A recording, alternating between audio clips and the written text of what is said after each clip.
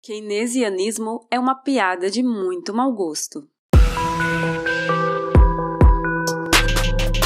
Este é o Visão Libertária, sua fonte de informações descentralizadas e distribuídas. Na terceira parte desta série, paramos com a crise de 29. Então, vamos explorar um pouco mais a situação econômica que causou essa crise. Os livros de história do MEC adotam a justificativa keynesiana que a causa da crise foi a superprodução. Essa justificativa está errada em tantos níveis diferentes que impressiona ela ainda ser divulgada. Pessoas que defendem essa ideia demonstram desconhecimento de conceitos básicos em economia, como a lei da oferta e demanda. Então, vamos ver o que realmente ocorreu. A Primeira Guerra Mundial se iniciou em 1914. Mas é claro que os países não estavam com boas relações até 1913 e que, por coincidência, no ano seguinte começaram a se matar. Havia uma verdadeira corrida armamentista desde o final do século XIX entre os países europeus. Graças a isso, a indústria americana estava em rápido crescimento, sobretudo a indústria bélica. Porém, mesmo indústrias não relacionadas à guerra também estavam em expansão. Foi nessa época que grandes corporações surgiram, como, por exemplo, John Davidson Rockefeller, um magnata do petróleo considerado um dos homens mais ricos de todos os tempos. Rockefeller tentou por diversas vezes estabelecer um monopólio do petróleo em suas mãos. Felizmente, num livre mercado como o americano, toda vez que ele comprava indústrias concorrentes de petróleo, novas surgiam de imediato, quebrando seu monopólio. Infelizmente, o Estado americano, que estava se expandindo, viu nisso uma oportunidade. O governo passou a criar leis anti-monopólio. Uma dica: sempre que você vir leis anti-monopólio, leia leis anti-outros monopólios. Por causa dessas leis, diversos monopólios e oligopólios foram criados nos Estados Unidos.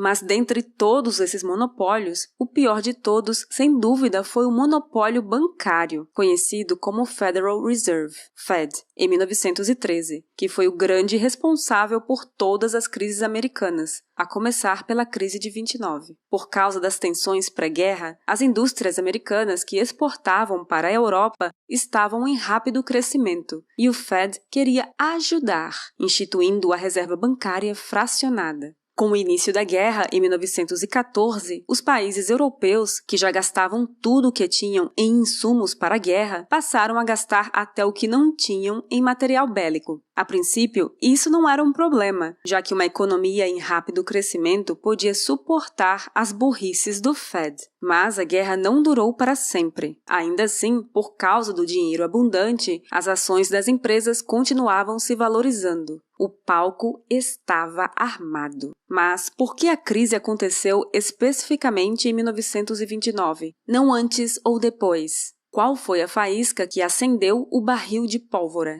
Bom, as empresas que estavam lucrando com as exportações para a Europa começaram a ter redução de seus lucros com o fim da guerra, em 1918. Porém, as pessoas viam isso como apenas uma consequência do pós-guerra. As empresas ainda eram sólidas, e assim que a Europa se reerguesse, o comércio retornaria e essas empresas voltariam a dar altos lucros. Entretanto, tudo mudou por causa do Smoot-Hawley Tariff Act. Em termos bem simples, essa lei foi um aumento de impostos de importação e exportação. O projeto dessa lei foi apresentado em 1929 e naquele mesmo ano, o equivalente à Câmara dos Deputados americana aprovou o aumento. Essa tarifa foi uma ideia tão genial que as importações caíram 66% e as exportações 61%. Agora imagine que você tem ações de uma empresa que exporta para a Europa. Essa empresa já foi muito lucrativa, mas no momento não está dando lucro. Ainda assim, você imagina que no futuro ela possa voltar a ficar no verde. Agora vem uma lei do governo que aumenta vertiginosamente os custos de importação e exportação. Você acha que essa empresa vai se recuperar? Não é preciso ser um gênio para perceber que a melhor ação é vender suas ações. O problema é que todo mundo percebeu isso, e se muita gente está vendendo ações, os preços caem. Essa é a razão do crash de 1929 ter acontecido especificamente naquele ano. Todavia, a solução adotada para solucionar a crise causada pelo próprio Estado foi pior do que não fazer nada. O governo adotou a teoria keynesiana e criou o New Deal. Esse plano econômico está entre as maiores mentiras econômicas já propagadas. Lembre-se que estamos falando da década de 1930. Naquela época, o fascismo ainda era uma novidade levada a sério, e a propaganda da União Soviética era de que tudo estava indo bem, apesar da ditadura comunista estar encobrindo milhares de mortes por falta de comida. Foi nessa base coletivista que o New Deal foi concebido, começando a partir de 1933. Basicamente, o governo acreditava que o problema era que as empresas estavam produzindo demais e, por causa disso, o valor dos produtos no mercado caía, causando prejuízo para as empresas. O problema da injeção artificial de crédito e o aumento dos impostos de importação e exportação foram completamente ignorados. Então, o governo, adotando a justificativa keynesiana de que o problema era a superprodução, estava pagando setores para produzirem menos. Não, você não ouviu errado. Uma das medidas adotadas pelo New Deal era o Agricultural Adjustment Act, em que o governo literalmente pagava agricultores para plantar uma menor área de terra. A expectativa era de que, com a diminuição da produção, os preços dos produtos iriam subir e as empresas americanas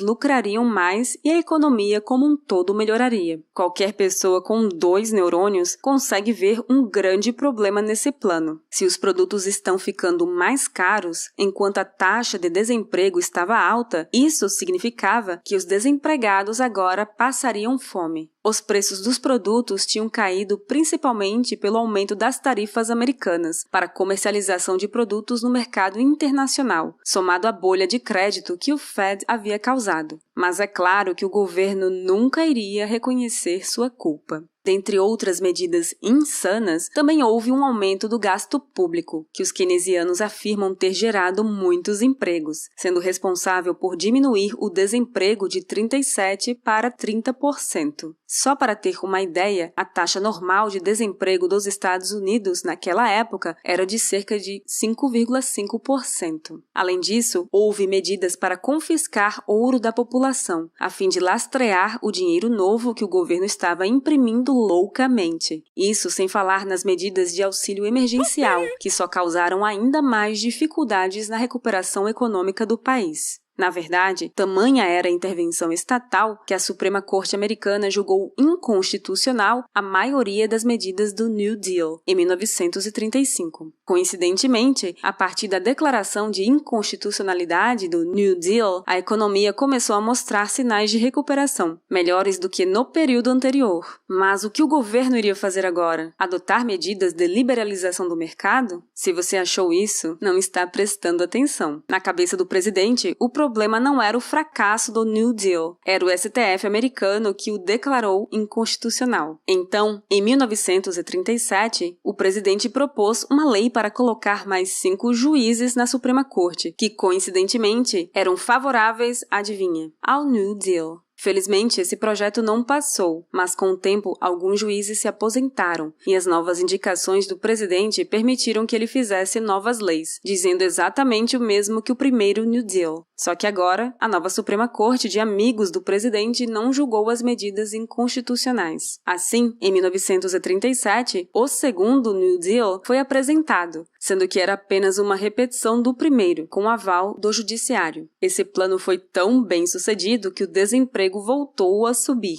Isso mesmo, o segundo New Deal causou uma piora significativa na economia do país, principalmente por causa da insegurança jurídica. O governo veio intervir na economia, o judiciário não deixou. O governo mudou o judiciário e agora o governo pode voltar a intervir na economia. Felizmente para os Estados Unidos e para o azar da Europa, a Segunda Guerra começou em 1939 e por causa da situação de emergência, diversas tarifas alfandegárias foram afrouxadas puxadas para ajudar os países aliados. Graças a essa redução de impostos e à entrada dos Estados Unidos na guerra no final de 1941, as taxas de desemprego retornaram ao normal por volta do ano seguinte. Claro que a morte de 400 mil americanos nessa guerra também ajudou a melhorar esses números, mas essa parte é convenientemente varrida para debaixo do tapete. Entenda uma coisa, o keynesianismo é uma piada entre economistas. Num estudo feito por Robert Waples, foi perguntado para economistas se o New Deal teria sido causador da recuperação econômica americana da Grande Depressão. 27% achavam que sim, 22% achavam que sim, mas com algumas ressalvas, e 51% achavam que não. O mais engraçado desse estudo é que quando o mesmo questionamento foi feito para economistas que trabalhavam no departamento de História, somente 6% achavam que sim, enquanto 74% concordavam que o New Deal foi um fracasso. Mas, se o New Deal não funcionou, por que ele ainda é ensinado nas escolas como o salvador da economia americana? A resposta é bem simples. Quem decide o conteúdo ensinado nas escolas é o governo. No caso brasileiro, o MEC. Você acha mesmo que o governo vai admitir a culpa da crise e dizer que as medidas adotadas só atrapalham a recuperação econômica?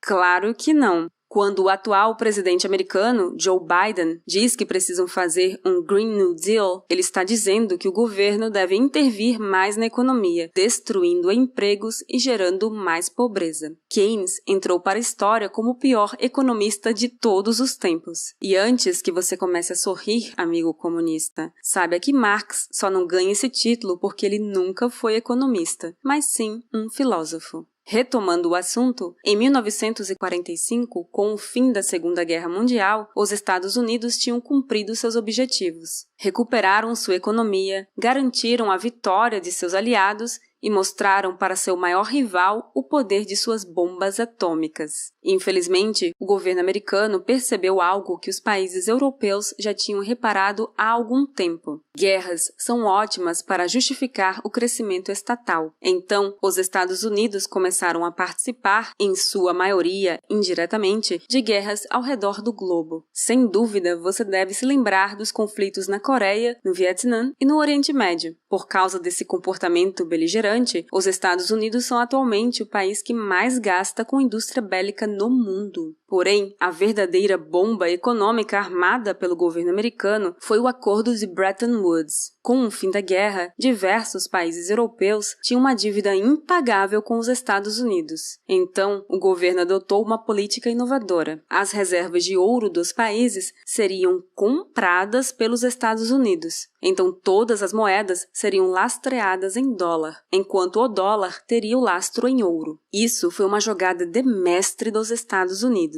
Até aquele ponto, a libra esterlina era a moeda mais utilizada, mas agora o dólar tomou o protagonismo do comércio internacional. Isso fazia com que a moeda americana tivesse uma demanda global, mas, além disso, que fosse a moeda mais valorizada no mundo, justamente por ser a única com lastro direto em ouro. Digamos que você seja um empresário brasileiro e queira comprar produtos chineses para vender aqui. Você provavelmente não tem yuans e os chineses não aceitariam reais como forma de pagamento, mas o dólar serve de meio de troca para compras internacionais. Mesmo em uma negociação em que os Estados Unidos nem estão presentes, o dólar é utilizado. Por causa disso, a demanda de outras moedas por dólares é imensa. Mas tem um detalhe aqui. O efeito Cantillon também se aplica ao dólar. Você já deve conhecer o efeito Cantillon. Mas, em resumo, quando o governo imprime dinheiro, os mais afetados pela inflação são os últimos a receber esse dinheiro, porque os preços dos produtos demoram um tempo para se ajustarem ao aumento da base monetária. Esse mesmo efeito ocorre com o dólar em relação a países. Toda vez que o Fed imprime dinheiro, a inflação causada será mais danosa para aqueles que recebem esses dólares por último, ou seja, países mais periféricos.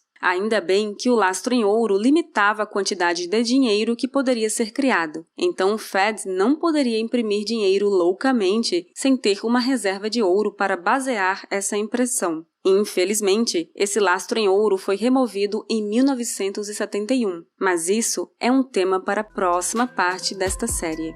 Obrigada por sua audiência! Este artigo foi sugerido e escrito por Liber Rhodes, revisado por Paulo Almeida e narrado por Baby Yoda. Se você gostou deste vídeo, deixe seu like e compartilhe o vídeo em sua rede social. Se você deseja acompanhar nosso conteúdo, inscreva-se no canal e clique no ícone de campainha. Até a próxima!